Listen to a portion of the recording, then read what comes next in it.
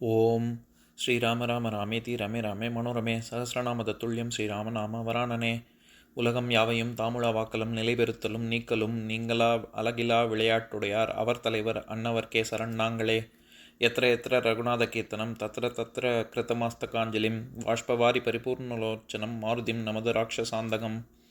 அஞ்சிலே ஒன்று பெற்றான் அஞ்சிலே ஒன்றை தாவி அஞ்சிலே ஒன்று ஆறாக ஆரியர்க்காக ஏகி அஞ்சிலே ஒன்று பெற்ற அணங்கை கண்டு அயலாரூரில் அஞ்சிலே ஒன்றை வைத்தான் அவன் எம்மை அழித்துக் காப்பான். இன்னைக்கு நம்ம கம்பராமாயணத்துல பாலகாண்டத்துல திருஅவதார படலத்துல 72வது பாட்டு பார்க்க போறோம். அண்டர்கள் துயரமும் அரக்கர் ஆற்றலும் விண்டிட பொலிதரும் வினைவலாளனை குண்டிகை குடையொடும் குலவு நூல் முறை தண்டொடு பொலிதரு தடக்கை ஆந்தனை. இதுதான் பாட்டு. இப்ப பதம் பிரிச்சு பொருள் பார்க்கலாம். அண்டர்கள் துயரமும், தேவர்களது இதுவரை நீக்கப்படாத துயரமும், அரக்கர் ஆற்றலும், அரக்கர்களது இதுவரை எவராலும் வெல்லப்படாத வலிமையையும், விண்டிட பொலிதரு வினைவலாளனை விட்டு நீங்குவதற்கு காரணமாக விளங்கும் செயல்திறம் வல்லவனை, குண்டிகை குடையொடும் குலவு நூல்முறை தண்டொடும் பொலிதரு, கமண்டலம் குடைகளுடன் பொருந்திய நூல் முறைப்படி அமைந்த யோக தண்டத்துடனும் விளங்கிய தடக்கையாந்தனை தடக்கைகளையும் உடையவனை. இப்ப நம்ம இந்த பாட்டுல இருக்கக்கூடிய நயங்களை பார்க்கலாம்.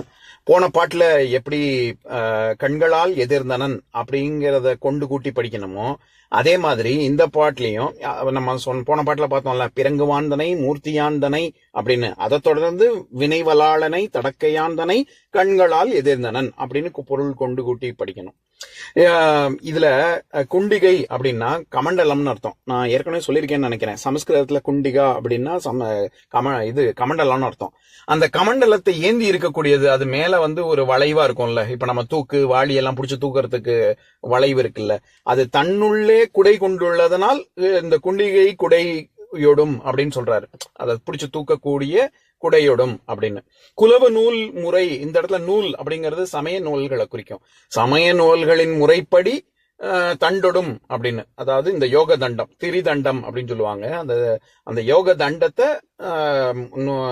சமய நூல்களின்படி அவர் ஏந்தியுள்ளார். அதை என்ன செய்ய வேண்டுமோ அதை எல்லாத்தையும் செய்கிறார் அப்படின்னு சொல்றாங்க.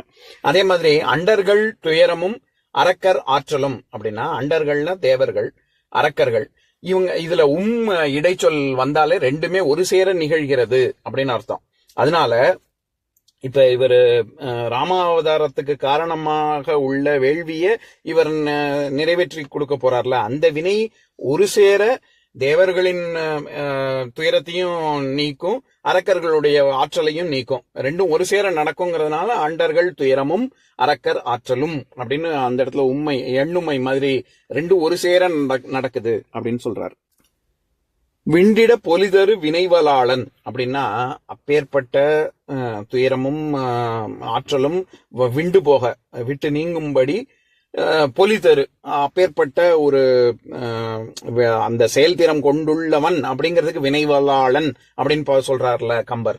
இதையே தான் நம்ம 219வது பாட்டுலயும் எப்பேற்பட்ட வல்லமை பொருந்தியவர் அப்படின்னு பாக்குற இடத்துல, அருந்தவன் தந்தையை அற்றம் நோக்கியே கருந்தடங்கண்ணியர் கலைவலாளன் பொருந்தினர் பொருந்துபு விலங்கு என புரிந்து இருந்தவர் இவரென இணைய செய்தனர் அப்படின்ற பாட்டுல கலைவலாளன், கலையில் வல்லவன் அப்படின்னு, கலைக்கோட்டு முனிவனுக்கு இரட்டை அர்த்தம். கலைக்கோடு, கோடுனா எல்லை, கலையில் உச்சம் தொட்டவன் அப்படின்னு பார்த்தோம்ல. அந்த மாதிரி கலைவலாளன்ங்கிற மாதிரி வினைவலாளன் அப்படின்னு சொல்றாரு. அப்படின்னா அந்த அப்பேற்பட்ட வினையில் வல்லமை பொருந்திய கலைக்கோட்டு முனிவன் அப்படின்னு சொல்றாரு. எப்பேற்பட்ட கைகளை உடைய கலைக்கோட்டு முனிவன் அப்படின்னு சொல்ற இடத்துல தடக்கையாந்தனை அப்படின்னு சொல்றாரு. தடக்கை, அதாவது தடம் கூட்டல் கை, தடக்கை. தடம் அப்படின்னா பெரிய அப்படின்னு அர்த்தம். ரொம்ப ஒரு அகலமான பெரிய கைகள் கொண்டுள்ளவன் அப்படின்னு. இது நம்ம ஏற்கனவே 67வது பாட்டுல கோசல நாட்டு பெண்களுடைய மாண்பு எப்பேற்பட்டது அப்படின்னு பாக்குற பாட்டுல நம்ம இதே தடம் அப்படிங்கிற சொல் வந்திருக்கு. நான் அதை படிக்கிறேன், கேளுங்க.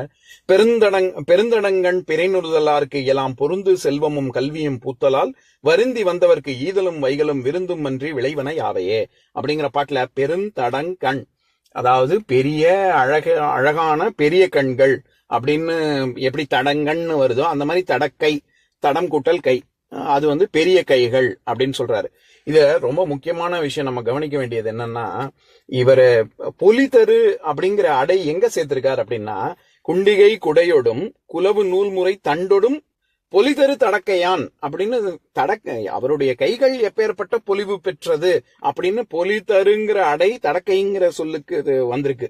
இது ஒரு ரொம்ப முக்கியமான விஷயம். என்னன்னா, இப்ப நம்ம ஒரு ஒரு உதாரணம் சொல்லணும்னா, ஒரு ஒரு பெண் அழகாக இருக்கா, அவளுடைய கைகள் அழகாக இருக்கு, அதுல ஒரு வளையல் ரொம்ப பிரமாதமா அணிஞ்சிருக்கா அப்படின்னா, அழகிய வளையல்களை அணிந்துள்ளவள் அப்படின்னு சொல்லணுமா, வளையல்களை அணிந்துள்ள அழகிய கைகளில் அணிந்துள்ளவள் அப்படின்னு சொல்லணுமா?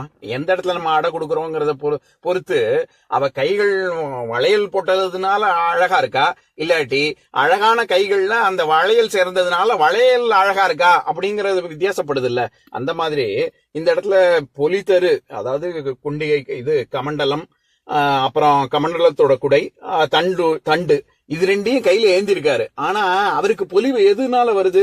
அது ரெண்டையும் வச்சிருக்கிறதுனால, வெளி தோற்றத்தினால வரல. இப்ப நம்மளுக்கு பல முனிவர்கள் கமண்டலத்தோடையும் தண்டோடையும் இருப்பாங்க. அது மாதிரிதான் இந்த முனிவரும் அப்படின்னு கம்பர் சொல்ல வரல. இந்த இடத்துல அதெல்லாம் ஏந்திருக்கார். ஆனா பொலிதரு தடக்கை, அதாவது அழகிய கைகள் அப்படின்னு சொல்றாரு.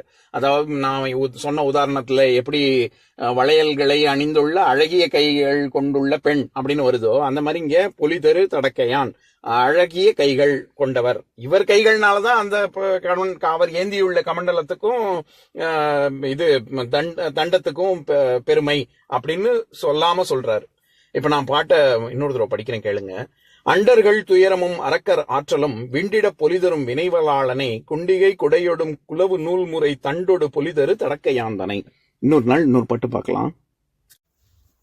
ஓம் சாந்தாகாரம் புஜகசயனம் பத்மநாபம் சுரேஷம் விஸ்வாதாரம் ககனசத்ரசம் மேகவர்ணம் சுபாங்கம் லக்ஷ்மீகாந்தம் கமலநயனம் யோகி ஹிருத்யானகம்யம் வந்தே விஷ்ணும் பவபயஹரம் சர்வலோகைகநாதம். உம்பரோடு இம்பர்காரும் உலகம் ஓர் ஏழும் ஏழும் எம்பெருமான் என்று ஏத்தி இறைஞ்சி நின்று ஏவல் செய்ய தம்பியரோடும் தானும் தருமமும் தரணி காத்தான் அம்பரத்து அனந்தர் நீங்கி அயோத்தியில் வந்த வள்ளல். ஓம் பூர்ணமதః பூர்ணமிதம் பூர்ணாத் பூர்ணமுதஸ்யதே பூர்ணஸ்ய பூர்ணமாதாய பூர்ணமேவாவசிஷ்யதே. ஓம் சாந்தி சாந்தி சாந்திஹி.